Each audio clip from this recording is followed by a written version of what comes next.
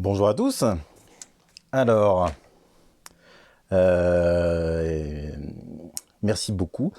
Merci parce que vous avez patienté. Vous n'êtes pas nombreux, mais vous avez patienté. Donc merci pour vos abonnements. Merci de continuer à vous abonner, à partager, à mettre des pouces bleus, des cloches, des machins, des partages. Vous connaissez. Euh, on va aller assez vite puisque vous avez, j'imagine, euh, donc attendu pour certains donc cette vidéo.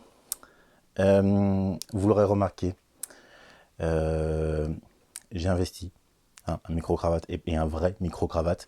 Donc j'ose espérer que cela se ressentira dans le volume et la qualité sonore de mes vidéos. Si c'est trop fort, si c'est pas assez fort, voilà, s'il y a quelque chose à dire, à redire au niveau du son, vous me le direz. Vous me le faites savoir dans les commentaires ou en message privé, voilà, quel que soit quel que soit le moyen. Voilà, c'était un deuxième point.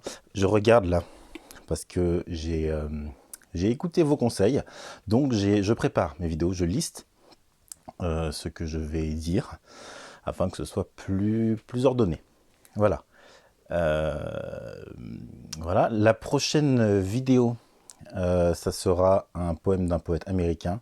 Donc, une traduction française évidemment. Donc restez branchés là aussi. Ceux qui me connaissent devraient comment dirais-je, se douter un petit peu de quoi on va parler. Mais je ne vous en dis pas davantage. Quatrième point, toujours disponible, je mettrai le lien en description, mais vous pouvez vous le procurer aussi donc sur Instagram en DM. C'est mon recueil à mère en mer, voilà, sur Amazon. Et voilà ce que je voulais vous dire un peu en manière de préambule. Ça nous a pris un petit peu de temps quand même, presque 2 minutes. Et on va pouvoir enchaîner avec la lecture du jour, écarter les âmes sensibles et notamment les enfants, je ne présente pas.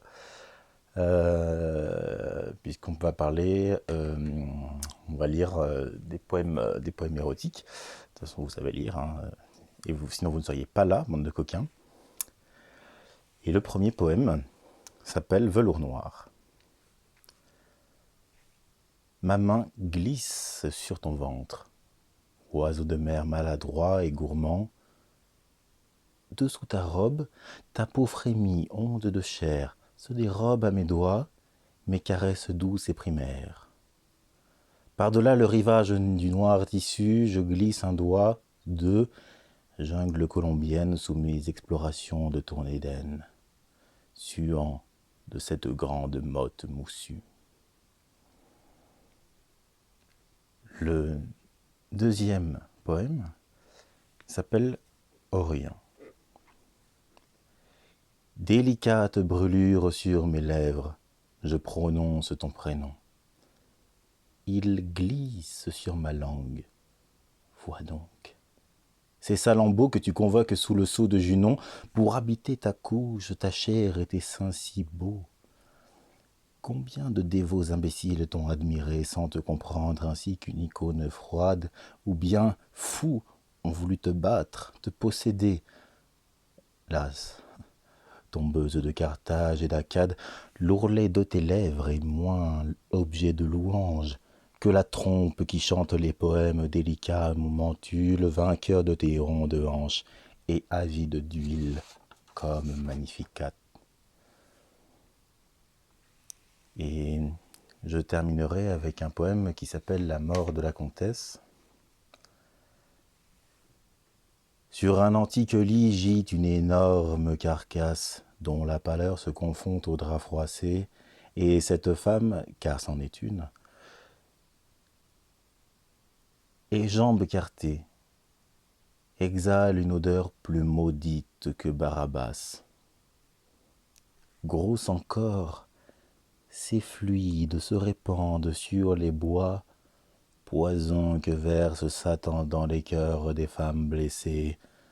Ce boisson, c'est la rancœur dans laquelle elle se brûle et puis se noie. Plus noire et plus venimeuse que le Styx, elle marche avec la jalousie, sa grande sœur, et fille bâtarde de l'amour, flétrisseur de tout soleil. Dans le silence, elle retourne à Nyx. Ses ongles pâles ont rongé en vain le mur de sa prison, et sa gorge sèche a vomi les dernières lettres de l'amant honni, pour qui elle a couvert ses seins roses de rayures. Je vous remercie de cette écoute. Je vous dis à très vite. Je ne vous ferai pas patienter autant. Comme d'habitude, n'hésitez pas à liker, à commenter, à partager de façon positive évidemment, ça me fait plaisir, de façon constructive. Et puis, je vous dis à bientôt.